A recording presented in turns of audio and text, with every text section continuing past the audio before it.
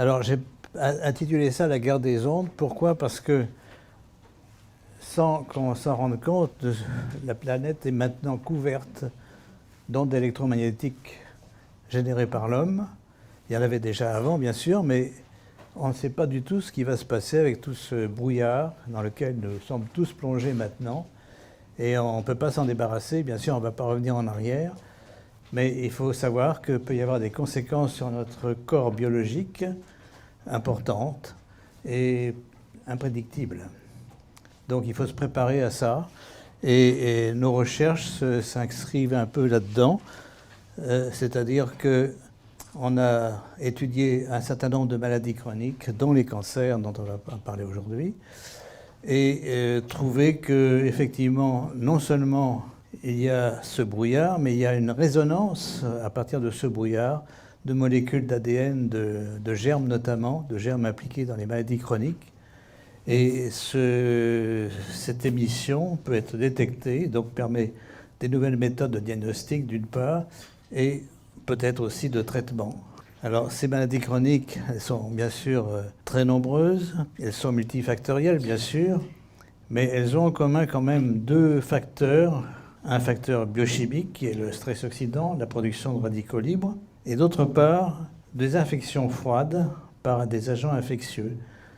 Infection froide, c'est-à-dire sans vraiment critères importants d'inflammation, sans fièvre, mais persistante et causant à la longue des dégâts importants. Alors, ces facteurs sont liés d'une part à la pollution générale, sont transmis par les aliments, l'air, augmentés par la pollution chimique et les radiations, mais aussi par les comportements de l'homme, le tabac, l'alcool. Alors là, bien sûr, il y a déjà la prévention, mais le reste ne suit pas. Et surtout, donc, infection parasitaire, bactérienne, virale. Et c'est l'addition de tous ces facteurs qui va donner ces maladies chroniques. Et aujourd'hui, je le répète, on va surtout se concentrer sur les infections. Un petit mot quand même sur le stress oxydant, car on peut le corriger, bien sûr. On a à la disposition un certain nombre d'antioxydants, j'allais dire d'antioxydants que l'on peut ingérer, mais aussi fournis par l'alimentation, mais aussi synthétisés par l'organisme. Nous avons malheureusement des différences génétiques et certains d'entre nous sont moins favorisés pour synthétiser notamment le glutathion, qui est un antioxydant naturel et détoxifiant très puissant. Alors, les infections froides, donc, elles persistent malgré les défenses immunitaires. Et il faut bien voir, donc, quand nous détectons par la sérologie des réponses immunitaires, des anticorps notamment, on ne connaît pas l'historique de ces infections. Elles peuvent être anciennes. Et la présence donc d'une augmentation d'anticorps peut être simplement une réactivation de ce qui existait auparavant, et une réactivation tout à fait secondaire. Donc ce n'est pas forcément une cause dans ce que nous observons. Souvent, les formes bactériennes sont maintenant intracellulaires, et ça c'est assez nouveau, parce que donc les bactéries ont pensé qu'elles étaient la cause d'infections aiguës, de grandes épidémies. Oui, autrefois. Mais maintenant que nous avons pu contrôler les grandes épidémies, les bactéries ont appris à persister dans l'organisme sous une forme presque latente, un peu comme les virus. Les virus, bien sûr, ont appris à faire ça depuis très longtemps. Et aussi, elles se cachent pour la formation de biofilms, ou même elles sont présentes, transportées par des vecteurs, notamment des protozoaires, des amibes, par exemple, ou des vers, etc. Et donc, elles peuvent être cachées par les vecteurs. Enfin, donc ces infections froides, quand même, génèrent un stress oxydant, qui est donc un facteur que l'on peut détecter même dans ces infections. Alors, je vais vous parler, certains d'entre vous les connaissent, Mais ces technologies que nous utilisons sont pour l'instant non reconnues, non validées, non remboursées, bien entendu. Mais je pense que dans l'avenir, elles le seront. C'est une question de temps et de conviction des autorités, disons, du mainstream du corps médical. Alors, c'est basé sur le fait que nous avons détecté, il y a plus d'une dizaine d'années maintenant, des ondes électromagnétiques produites par des dilutions aqueuses d'ADN de bactéries et virus dans les pathologies humaines, chroniques notamment. Et ceci donc peut se faire simplement à partir du plasma, d'un prélèvement de plasma.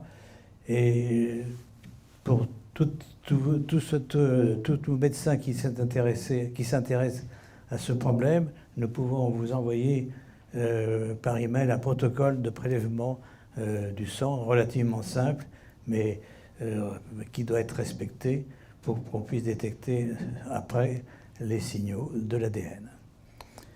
Alors, cette technologie fait appel à un changement de paradigme, car toute la biologie actuelle, la biologie moléculaire, est basée sur le fait que les molécules biologiques interagissent par contact et complémentarité de forme. Nous ajoutons, bien sûr, cette communication existe, mais nous y ajoutons le rôle des ondes, des signaux électromagnétiques, SEM, et ces ondes agissent par résonance à distance, par interférence. Donc ça complique beaucoup les choses, bien sûr, bien entendu, mais je crois que notre système biologique, nous existons parce que nous sommes très, très complexes. Et ça fait appel aussi au fait qu'il y a un médium particulier qui est un élément majeur dans notre corps, qui est l'eau. Alors l'eau, il y a de l'eau que l'on boit, bien sûr, l'eau extérieure, l'eau de la mer, mais il y a aussi l'eau organisée par les molécules biologiques. L'eau dans notre corps, elle n'est pas libre, elle est organisée et dans certains cas, elle mémorise les structures d'autres molécules. Alors là, ça fait aussi, bien sûr, bien plaisir à l'homéopathie, puisque l'homéopathie est basée sur le fait qu'il y a des dilutions où il n'y a plus de la molécule de départ. Eh bien, il y a toujours quand même des structures qui peuvent être dans les granules et qui peuvent, quand elles sont donc activées, peut-être par résonance, agir même à de très fortes dilutions. Donc, je pense que la médecine, la meilleure médecine, c'est celle qui guérit, et elle doit donc faire appel à la fois au progrès de la biologie, mais aussi à toutes les médecines traditionnelles qui, par empirisme, ont trouvé des choses très intéressantes. Alors, les faits que nous avons observés, parce que souvent on nous dit tout ceci c'est bien joli, mais c'est de la théorie. Mais pas du tout, c'est basé sur des observations que nous avons répétées des centaines de fois, avec beaucoup de mise au point précise. Et ici, je vous montre les principales conditions, c'est-à-dire que nous détectons des ondes basses, de très basse fréquence, dans certaines dilutions de filtrats, et filtrats à 100 nanomètres ou 20 nanomètres, à partir de cultures de micro-organismes ou de plasma de patients infectés avec les mêmes agents, ou de l'ADN extrait de ce plasma. Alors, le plasma, il marche s'il est frais, s'il n'est pas congelé. On perd par congélation la production de ces signaux, mais si on extrait l'ADN de ce plasma congelé, on peut à nouveau régénérer les signaux, puisque c'est l'ADN qui les produit. Alors, schématiquement, voilà donc comment les choses se présentent. Nous faisons des dilutions de 10 en 10 à partir d'une concentration relativement basse de l'ADN extrait du plasma, mais ça peut être extrait de cellules également. Et on voit qu'à certaines dilutions, assez loin dans la dilution, mais ce n'est pas de très haute dilution, on observe l'émission de signaux d'une fréquence plus grande que le bruit de fond qui existe naturellement dans toutes les préparations. Et ceci est lié à l'excitation, c'est donc un phénomène de résonance l'excitation par le bruit électromagnétique ambiant. Alors ce bruit électromagnétique, au départ, ce sont les ondes de Schumann, les ondes de résonance de Schumann qui circulent à la surface de la Terre, donc qui existent depuis la nuit des temps, depuis l'origine de la vie. Mais maintenant, depuis quelques décennies, on a en plus, bien sûr, tout le bruit électromagnétique généré par toutes nos machines, portables, Wi-Fi, etc. Donc, parfois, on n'est pas en peine d'avoir cette résonance. Elle existe probablement tout le temps, et notre corps est exposé à ces radiations. Mais pour la mesure, il faut quand même que ce bruit ne soit pas trop élevé. Or, maintenant, il existe des pics de production de ces ondes suivant un contexte assez complexe. Ça dépend un peu du sous-sol, des failles géologiques, plus les courants d'eau souterrains et la pose des antennes de téléphone. Donc vous avez de façon imprédictive parfois des pics de fréquences qui ne permettent pas de faire ces travaux, mais qui probablement aussi ont des effets pathologiques importants. Donc je pense que dans l'avenir, dans le cadre de la prévention, il faudra avoir des petits appareils qui permettront de détecter ces pics de fréquences et essayer de les éviter. C'est pas toujours facile, mais enfin il y a aussi des protections métalliques qui peuvent agir dans ce cas-là. Mais je pense que ceci sera aussi très important du fait que de plus en plus de personnes deviennent électrosensibles, c'est-à-dire qu'elles sont devenues, après un choc initial, extrêmement sensibles aux radiations ambiantes et qu'elles ne tolèrent plus. Et je pense que plus il y aura d'appareillage installé, plus il y aura de production de 3G, 4G, 5G, etc., plus il y aura de personnes qui vont cadrer dans cette pathologie, et ça sera probablement un des thèmes futurs, peut-être, des organisations ici, de parler de comment s'en protéger. Alors, en tout cas, pour nous, actuellement, donc, la plupart des endroits sont quand même utilisables, et nous détectons donc pour certaines dilutions, mais vous voyez que ces dilutions sont quand même assez fortes dans le cas d'ADN bactérien, 10 puissance 8 à 10 puissance 13, et le calcul montre qu'à 10 puissance 13, vous n'avez plus les molécules d'ADN de départ. Donc là, nous faisons donc un peu de l'homéopathie également. Alors, on enregistre, ceci ressemble à un électrocardiogramme, mais ce n'est pas la même échelle de temps, c'est en millisecondes. On enregistre donc des fréquences nouvelles dans ces dilutions, mais aussi une augmentation d'intensité. Donc nous avons deux méthodes pour quantifier, enfin celle-ci surtout utilisée pour quantifier, c'est-à-dire l'augmentation de l'intensité globale du signal par rapport au bruit de fond. Et si on veut comparer donc les fréquences, vous voyez à gauche le bruit de fond, avec en couleur l'échelle un peu des fréquences, c'est bien surtout des fréquences très basses liées au champ électrique, 50 Hz, au champ du courant électrique. Mais vous voyez qu'à droite, vous avez un changement vers des fréquences plus élevées qui correspondent à ce qu'on peut enregistrer autour de 1000 à 3000 Hz. Et vous voyez en haut que ces fréquences se superposent aux fréquences du bruit de fond, ce qui suggère donc que le bruit de fond sert un peu d'onde porteuse, et que vous avez par-dessus donc une modulation de cette onde porteuse qui est spécifique. Elle est probablement spécifique de chaque ADN, de chaque séquence d'ADN, mais pour l'instant, on n'a pas été... Enfin, nous essayons d'aller évidemment jusqu'au bout, c'est-à-dire de caractériser chacune des fréquences correspondant à chacune des séquences d'ADN que l'on détecte. Ça sera évidemment formidable, mais on n'en est pas là. Pour l'instant, on s'attache simplement à la différence quantitative des fréquences, et cette différence est la même, on peut dire, pour tous les ADN. Alors l'interprétation de tout ceci, c'est très, très compliqué. Et là, ce sont naturellement les physiciens qui essaient de trouver la réponse. C'est qu'on sait que l'ADN et d'autres molécules, d'autres polymères peuvent organiser l'eau à leur périphérie. Et cette eau, donc, peut générer des structures relativement stables, qui sont comme un cristal liquide, et ces structures ne vibrent pas à faible dilution. C'est pour ça qu'il faut aller dans les dilutions plus fortes pour les voir libres de vibrer et donc pouvoir être détectées sous forme d'un signal. Alors, ces structures, qu'on appelle donc des nanostructures de l'eau, parfois, elles irritent beaucoup les physiciens de l'eau, parce que les physiciens de l'eau savent que les dipôles de l'eau, l'eau est formée de molécules H2O, 2H et un gros atome d'oxygène.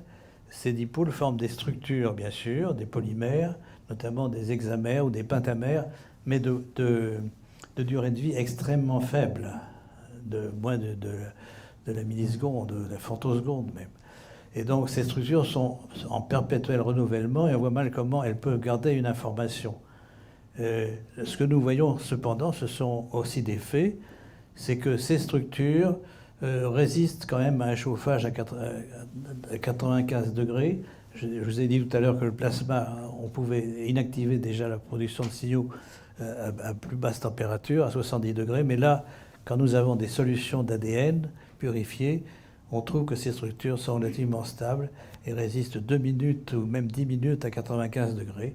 Elles sont donc relativement stables à la température. Et ça, c'est important parce qu'on va détecter l'ADN formé par ces structures par la PCR, la polymérase chain reaction, qui implique justement un chauffage de l'ADN à 95 degrés. Donc voilà un peu le schéma.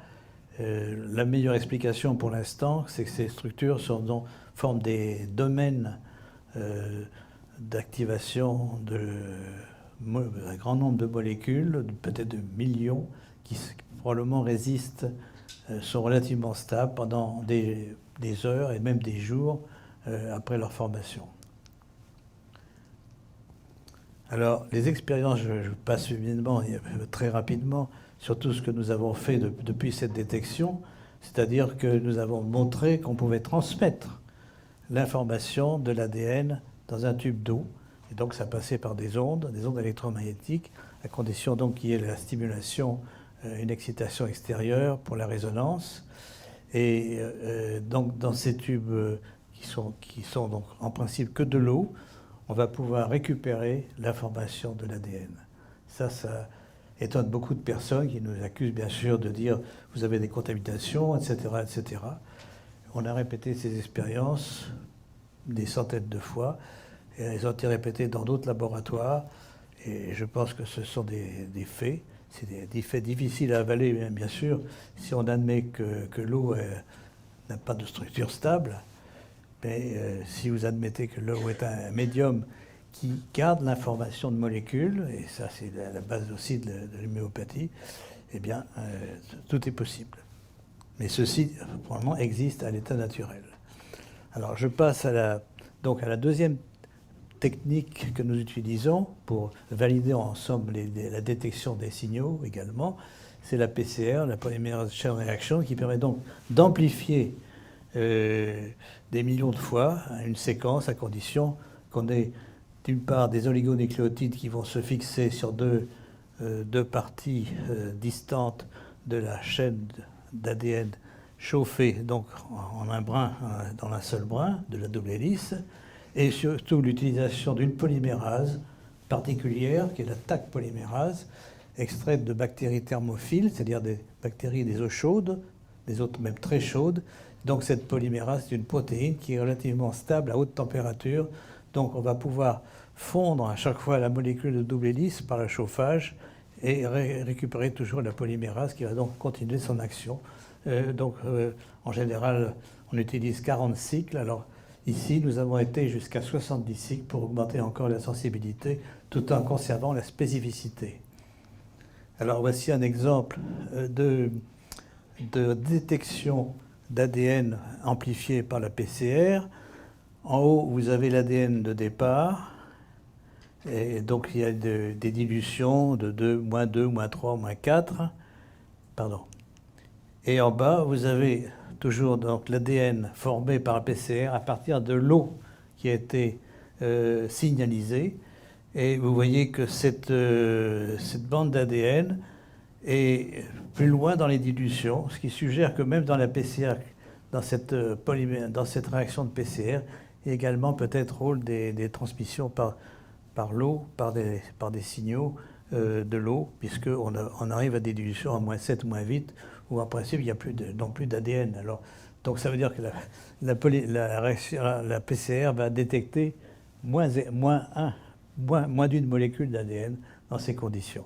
Alors comment expliquer la différence? Bien, c'est qu'on a peut-être utilisé justement les mêmes techniques que pour détecter les signaux, c'est-à-dire dilution, agitation. J'ai oublié de vous le dire, mais c'était marqué dans la diapositive.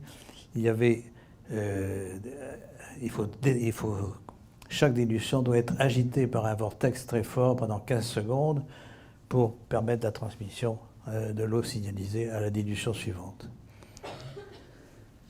Alors, on s'est bien sûr demandé si ce phénomène existait à l'état naturel.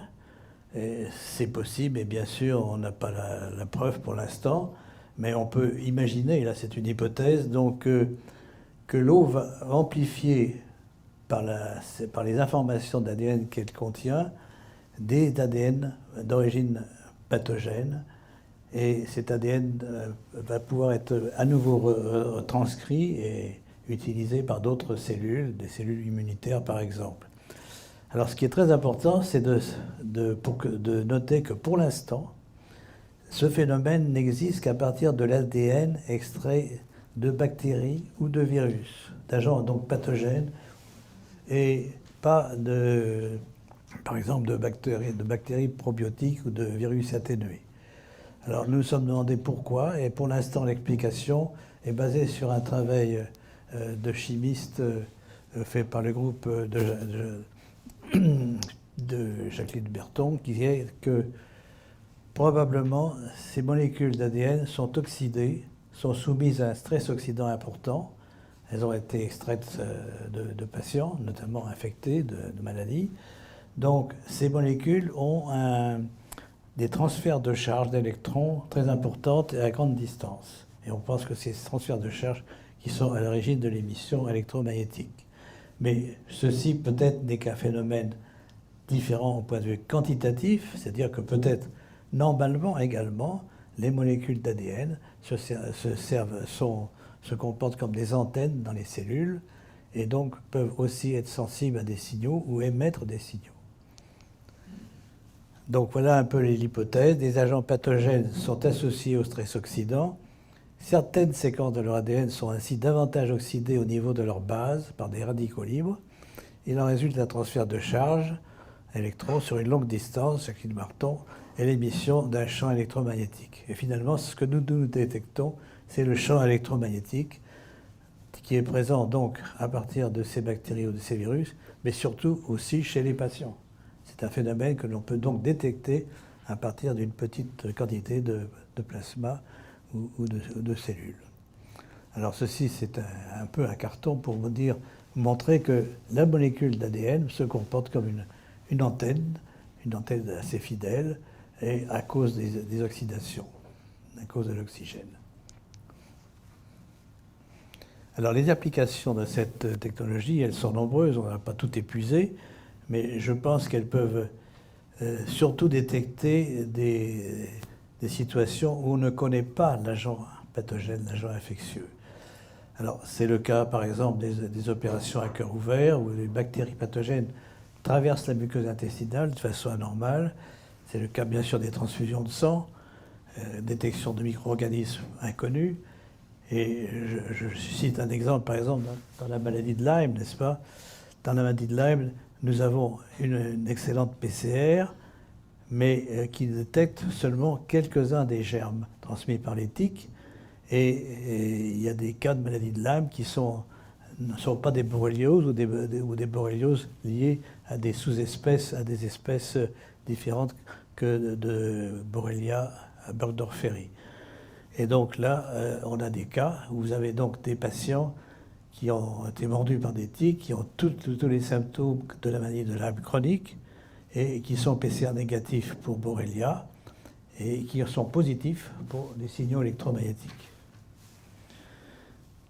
Donc c'est le cas d'autres maladies chroniques également. L'intérêt donc est de détecter des infections latentes, froides, dans des maladies qui ne sont pas connues pour être d'origine infectieuse. Et l'intérêt suivant, c'est de pouvoir appliquer des thérapeutiques basées sur la décroissance des signaux que l'on mesure. Donc thérapeutique par les ondes, peut-être plus tard. C'est-à-dire thérapeutique par les ondes elles-mêmes modifiées. Mais pour l'instant, on peut donc faire une thérapeutique classique antibiotique et voir, je vous en donnerai quelques exemples, voir la décroissance des signaux avec l'amélioration de l'état clinique. Alors voici quelques applications médicales actuelles. Donc vous voyez qu'on a élargi la détection des signaux à des maladies qui ne sont pas connues pour être d'origine infectieuse. La maladie d'Alzheimer, le Parkinson, vous voyez beaucoup de maladies neurodégénératives, la sclérose en plaques, la polyarthrite rhumatoïde, certains cancers, même des maladies cardiovasculaires, les AVC par exemple. Je vais vous montrer simplement une illustration de ceci dans l'autisme, puisqu'il y a un mur de silence pour nier qu'il y a des facteurs organiques dans l'autisme, n'est-ce pas? L'autisme est considéré qu'une maladie purement, même pas une maladie, un handicap psychologique lié à la mère surtout. C'est totalement insuffisant. Je ne dis pas que ces facteurs n'existent pas, mais les facteurs biologiques sont quand même sont très solides, du fait même que si on élimine ces facteurs biologiques, on améliore beaucoup la condition de l'enfant autiste. L'autisme est une maladie curable et non pas absolument inévitable et catastrophique pour l'enfant et les parents. Alors, ce que nous avons trouvé, et nous ne sommes pas les seuls, c'est qu'il y a effectivement un changement dans la flore microbienne, probablement au niveau intestinal d'abord, qui va aller jusqu'au cerveau du fait que les barrières naturelles sont rompues, la barrière de la muqueuse intestinale et aussi la barrière hémato-encéphalique. Alors il faut bien voir que l'autisme est une épidémie à l'heure actuelle qui a une croissance quasi exponentielle. Ça, ce sont des courbes dans les États américains, mais on les trouve aussi en Europe, en Asie, en Afrique, partout. Et donc, elles sont très inquiétantes puisque le nombre d'enfants autistes augmente continuellement et maintenant on est plus qu'à 1 sur 50 aux États-Unis et si on extrapole la courbe, on va jusqu'à un enfant sur 2 dans 20 ans. Donc c'est quelque chose dont il faut se préoccuper, je pense, dont les pouvoirs publics devraient se préoccuper, alors qu'une grande partie du corps médical nie encore cette épidémie. Elle lie simplement un meilleur diagnostic de la maladie, ce qui probablement contribue, mais pas à ce point-là, et nie l'origine infectieuse de cette maladie. Alors je vais donc vous présenter rapidement, si vous voulez, parce qu'on va parler de cancer après, ce qui se passe dans l'autisme, cette barrière intestinale rompue, probablement du fait d'inflammation, de facteurs généraux. Et dans ces facteurs, il y a certaines vaccinations au mauvais moment. Je ne dis pas qu'il faut être contre les vaccinations générales, mais il faut écouter l'enfant, écouter les parents. Et si l'enfant a une infection intercurrente, une inflammation quelconque du système immunitaire, il ne faut pas vacciner à ce moment-là. Alors, ce que nous détectons, c'est grâce d'abord à un travail américain, qui a été publié en 2012 par le groupe de Jan Lipkin à Columbia University à New York, avec lequel nous collaborons. Et ce groupe a trouvé des nouvelles espèces bactériennes du genre Suterella dans des biopsies d'iléons d'enfants atteints d'autisme et ayant également des troubles intestinaux. Et donc ils ont comparé cette étude avec des enfants qui avaient le même type de problèmes intestinaux, mais pas d'autisme. Et ils ont trouvé donc une bactérie, Suterella, pour laquelle ils ont défini des amorces pour la PCR, et nous avons donc dérivé notre étude d'abord ou en même temps par la PCR et les signaux sur un certain nombre de patients autistes, d'enfants autistes en France, en Italie et dans d'autres pays européens, et trouver une extrêmement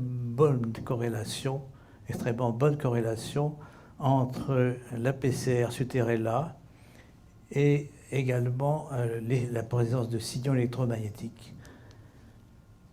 Et voici un exemple d'un enfant, un travail en collaboration avec Jean-Pierre Lablanchy qui est ici, qui est de traiter un enfant donc autiste de 4 ans.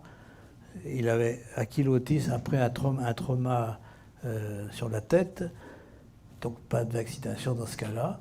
Et donc il avait un taux très fort de 35% au-dessus du bruit de fond de signaux électromagnétiques, c'est dans l'ordonnée ici. Et traité par l'azithromycine, ces signaux ont diminué mais n'ont pas disparu. On a donc fait un autre traitement, cefirimoxib, par la suite, qui a encore diminué le taux des signaux. Et la beauté des choses, c'est qu'en même temps, la PCR devenait négative et également les signes cliniques de l'autisme, l'absence de parole, le refus de manger, etc., se sont beaucoup atténués. Je ne dis pas guéris, bien sûr, mais atténués. En fait, on n'arrive pas ici totalement à éradiquer, c'est un travail de quelques années déjà, on n'arrive pas à éradiquer totalement cette infection, mais nous avons maintenant mis au point des protocoles d'antibiotiques qui font notamment appel aussi à l'addition de rifampicine, médicament antituberculeux, et là on obtient des éradications de cette infection. Je crois qu'il y a un autre exemple ici, un enfant américain, pardon,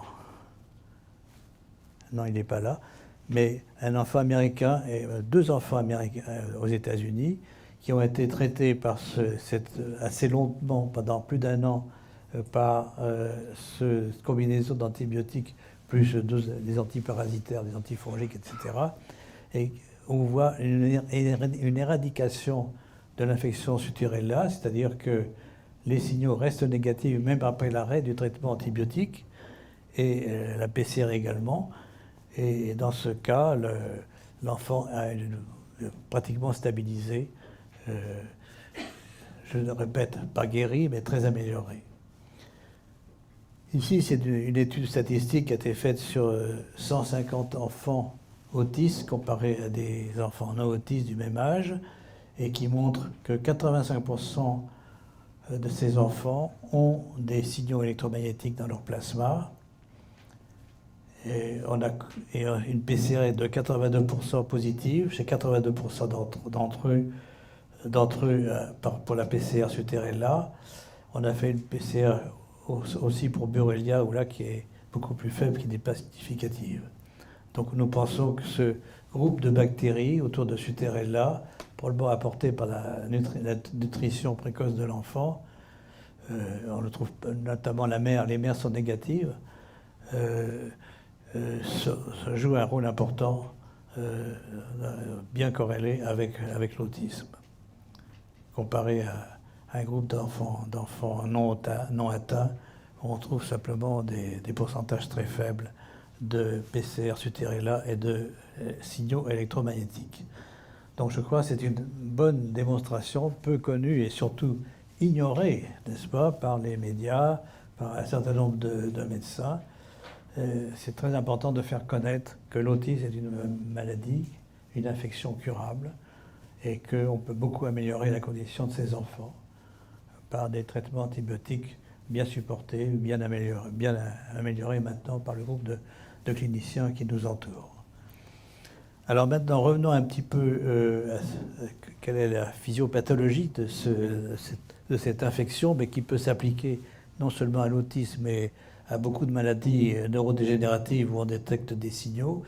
Il y a au départ à la fois une prédisposition génétique, on ne peut pas la nier, mais des facteurs environnementaux. Et ce qui a augmenté l'incidence de ces maladies, c'est évidemment pas les facteurs génétiques, ce sont les facteurs environnementaux qui ont changé. Et finalement, on arrive à une situation de stress oxydant, d'immunodépression liée au stress oxydant, à la prolifération d'agents bactériens qui vont à nouveau eux-mêmes générer un stress oxydant. Et probablement, il existe une phase qui devient irréversible quand des mutations somatiques sont induites par ce stress oxydant et peut-être d'autres facteurs toxiques des bactéries. Et à ce moment-là, on a des effets neurologiques que l'on ne peut pas changer. Ce qui veut dire donc qu'il faut traiter ces maladies au début et pas évidemment à la fin si on veut obtenir une réversion assez importante. Alors, dans le cas de l'autisme, il y a donc une deuxième barrière qui a sauté probablement, c'est au niveau hémato-encéphalique.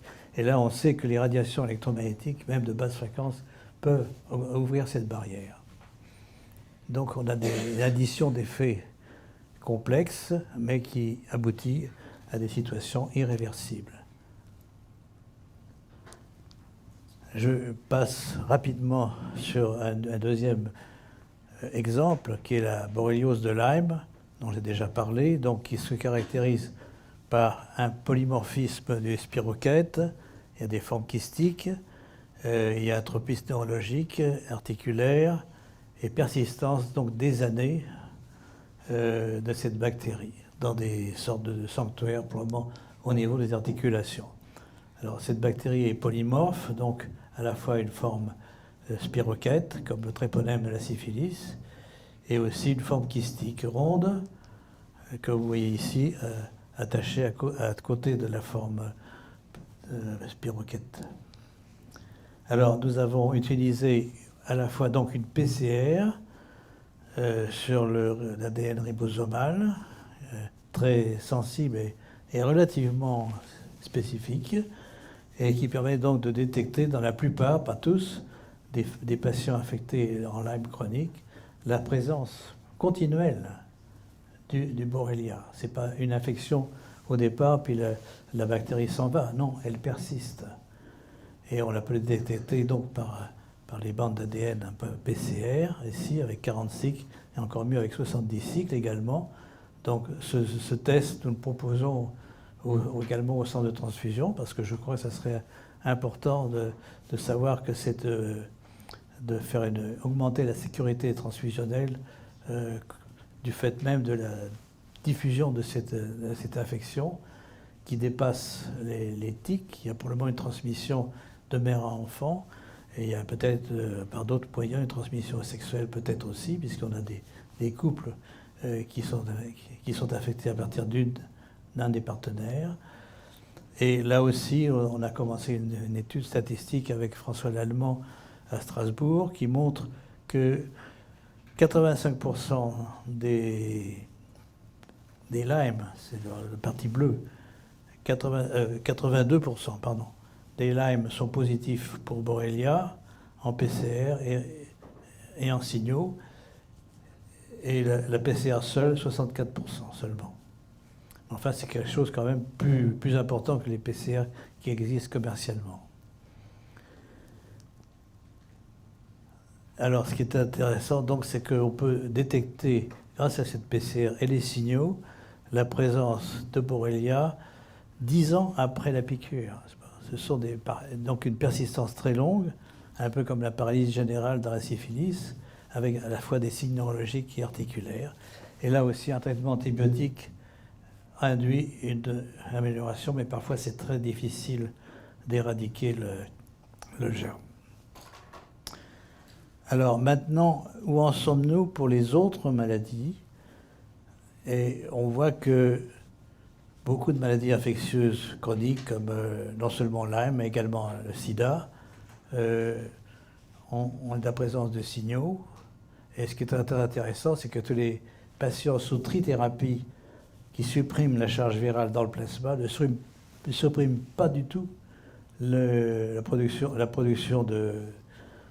fois de signaux et la présence, la détection par PCR de l'ADN du virus. Mais il y a encore une complication, c'est-à-dire qu'il y a également un deuxième facteur bactérien présent dans les globules rouges qui est également, probablement, sert d'activateur du virus. Donc, ceci veut dire qu'il il faut trouver d'autres moyens que la trithérapie pour éradiquer cette infection. Nous y travaillons, mais d'autres aussi.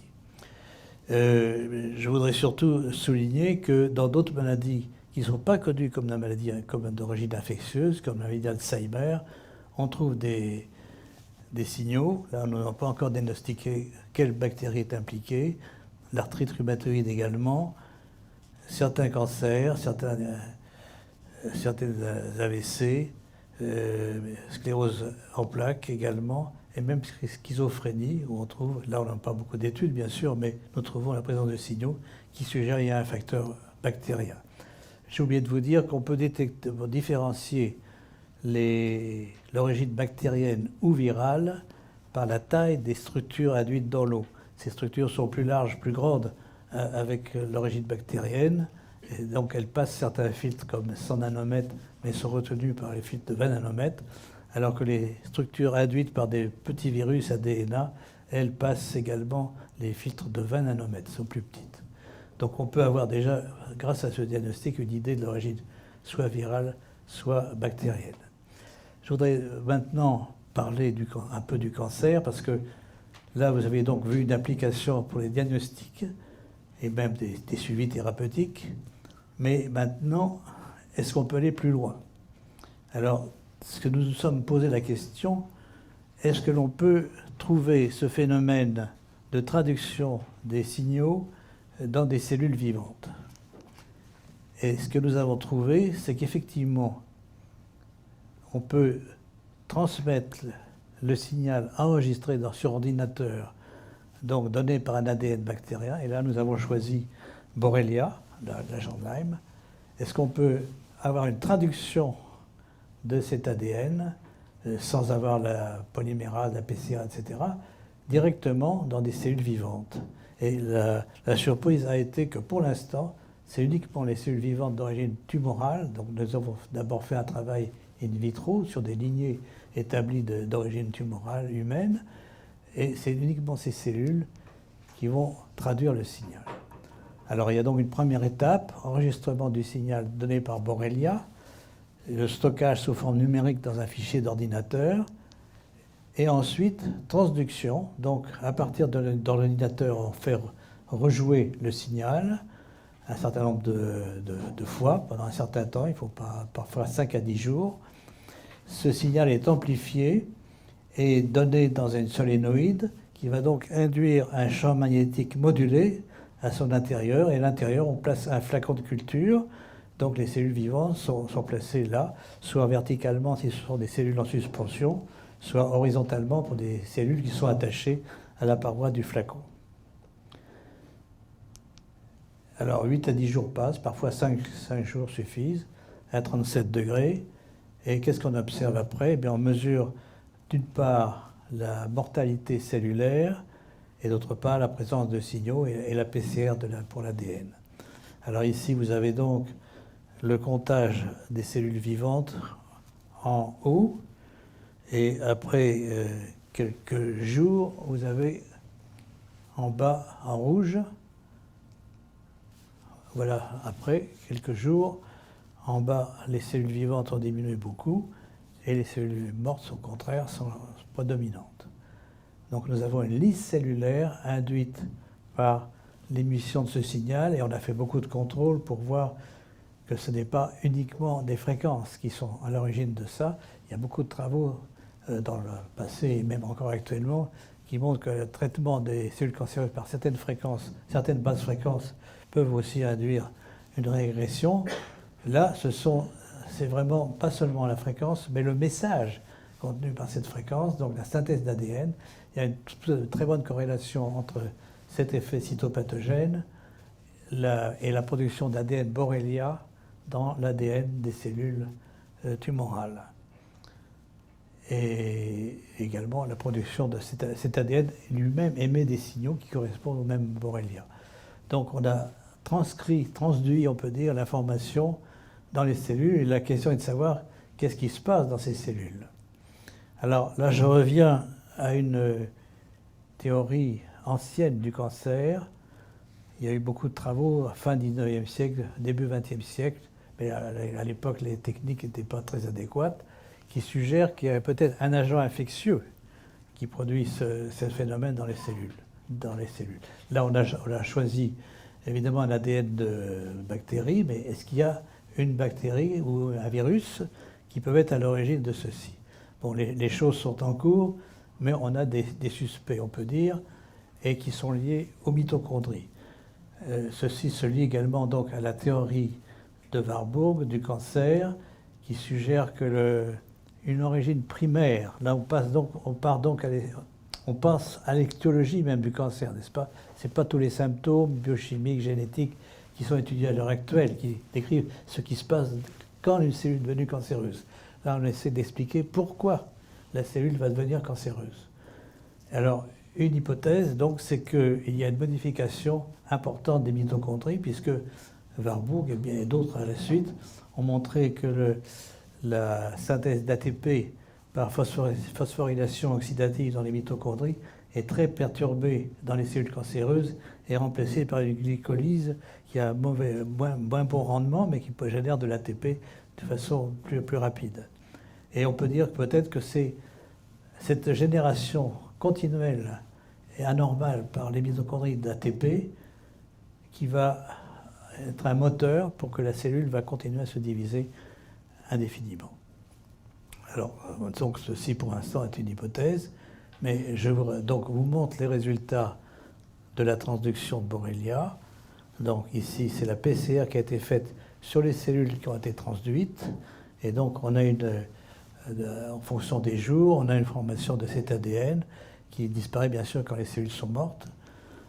Et bien, beaucoup de témoins, ça c'est le témoin avec l'eau. Il y a aussi ce qu'on appelle le bruit blanc. On a fait des essais avec du bruit blanc qui n'ont rien donné, pas donné de génération et pas donné de mouvement cellulaire. Alors, on a choisi également plusieurs messages en dehors de Borrelia qui montrent que parfois ça marche également, mais pas partout. Donc la qualité, la spécificité du message est importante. Et bien sûr, on pense, même si on n'a pas toute d'explication, à une application thérapeutique. Alors ceci est en cours sur des souris porteuses de tumeurs humaines. Et on essaye de voir donc si une irradiation de ces souris leur donnant le même message va induire aussi une régression de la tumeur greffée chez la souris. Donc nous en sommes à ce stade. Et simplement, je termine en vous disant que tout ceci est un travail d'équipe avec donc des collaborateurs très compétents et également des physiciens, et notamment des physiciens italiens. Et je dois signer le nom de Del Giudice qui est décédé et celui de Giuseppe Vitiello.